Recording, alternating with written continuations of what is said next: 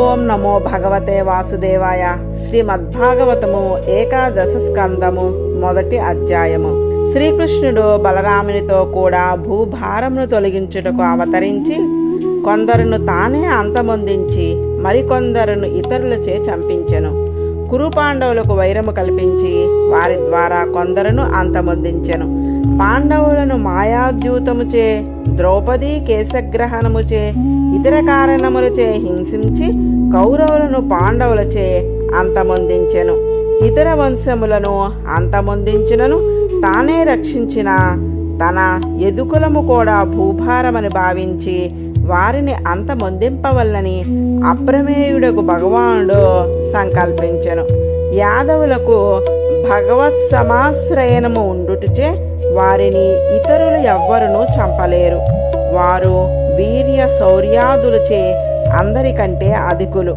అందుచే వారికి అంతఃకలమును కల్పించి రాపాడుటచే అగ్ని బయలుదేరగా వెదురు పొద తనంత తాను కాలినట్లు ఆ వంశమును అంతమొందించవల్లని వారిని అంతమొందించి తాను వైకుంఠధామమునకు ఏగవల్లని స్వామి సంకల్పించెను.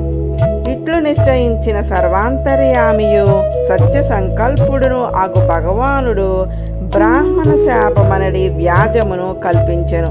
లోకములోని లావణ్యమంతయు ఒకచోట చేర్చినను భగవానుని దివ్యమంగళ విగ్రహ లావణ్యమునకు ఈడు కాదు. అట్టి తన దివ్యమూర్తిని దర్శించి స్తుతించి స్మరించి చేష్టితములను అనుభవించి తనయందే సకలేంద్రియ వ్యాపారంలో నిలుచున్నట్లు ఆనాడు అందరినీ ఆకర్షించినాడు భగవానుడు. తరువాత కాలము ఉండెడి వారికి వినుటకు, స్మరించుటకు, సంసారమును తరించుటకు తన కీర్తిని లోకమున వ్యాపింపజేసి భగవానుడు తన లోకమునకు ఏగదలిచినాడు అని సంగ్రహమున సుఖయోగి వివరింపగా ఈ వృత్తాంతమును విస్తారముగా వినగోరి పరీక్షిత్ సుఖయోగిని ఇట్లు ప్రశ్నించినాడు. యాదవులు కృష్ణుని యందే మనసు నిలిపిన వారు, పెద్దలను సేవించెడు వారు, బ్రాహ్మణులను సన్మానించు శీలము గలవారు, ఉదారులు కదా. అట్టివారికి బ్రాహ్మణ శాపము ఏ విధముగా సంభవించెను? ఆ శాపమెట్టిది? దాన్ని వివరించి అనుగ్రహించుము. ఇట్లు కోరగా సుకుడు ఇట్లు చెప్పుచున్నాడు. భగవానుడు సుందరము సుమంగళము అగు దివ్య రూపమును ధరించి దేవతలు గాని మనుష్యులు గాని ఆచరించలేని కర్మలను చేసి స్మరించు వారికి మంగళంను కలిగించడి కీర్తిని విస్తరింపజేసి ద్వారకా పట్టణమున అది వసించి ఉండి మిగిలిన భూభారంను కూడా తొలగించవలని తలంచెను. భగవానుడు వసుదేవుని భవనమున వసించుచు లోకమంగళకరములకు అనేకమగు దివ్యచేష్టితములను చేసినాడు.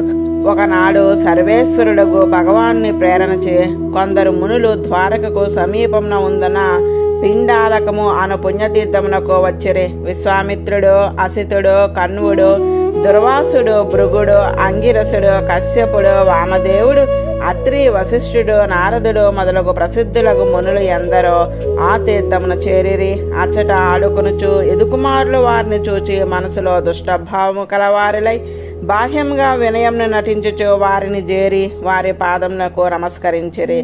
జాంబవతి కుమారుడు సాంబునకు శ్రీవేషము వేసి వారి వద్దకు తీసుకుని వెళ్ళి, ఈమె గర్భవతి, పుత్ర సంతానము కావాలని కోరుచున్నది, మిమ్మల్ని అడుగుటకు జంకుచున్నది, ఈమెకు పుత్ర సంతానము కలుగునా అని ప్రశ్నించిరి. హేళనము చేసినందుకు మునులకు కోపం వచ్చినది. వారు, మూర్ఖులారా, కులనాశనము చేయు ముసలమును ఈమె ప్రసవించును అని పలికిరి. వారు చాలా భయపడిరి. ఆమె వస్త్రములను విప్పి చూచుసరికి ఆమె ఉదర భాగమునందు లోహమయముగు ఒక ముసలము కనపడెను. పట్టణంలో జనులందరూ ఏమందరో అని భయపడుచు వారు ఆ ముసలమును తీసుకుని ఇండ్లకేగిరి. ఆ ముసలమును తీసుకుని ఉగ్రసేనుని సభకు ఏగి తాము చేసిన తప్పును చెప్పి ముసలమును చూపిరి. విప్రశాపము అమోఘమనియు ఈ ముసలముతో కులనాశనము తప్పదనియో తలంచి అందరూ వణికిపోయారు.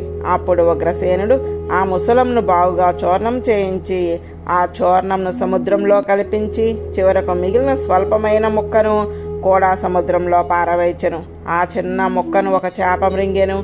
ఆ చూర్ణము కెరటములచే ఒడ్డుకు చేరెను. ఆ ఒడ్డుకు చూర్ణము వ్యాపించిన నేలలో పొడవైన బలమైన 3 అంచులు గల రెల్లు వంటి గడ్డి పుట్టెను. ఆ లోహ ముసల శకలమును మృంగిన చేప ఒక జాలరివానిచే పట్టుబడెను. అతడు ఆ చేపను చంపి దాని కడుపులో కనపడిన వాడేగు లోహ శకలమును తన బాణమునకు ములుగుగా అమర్చుకొనెను.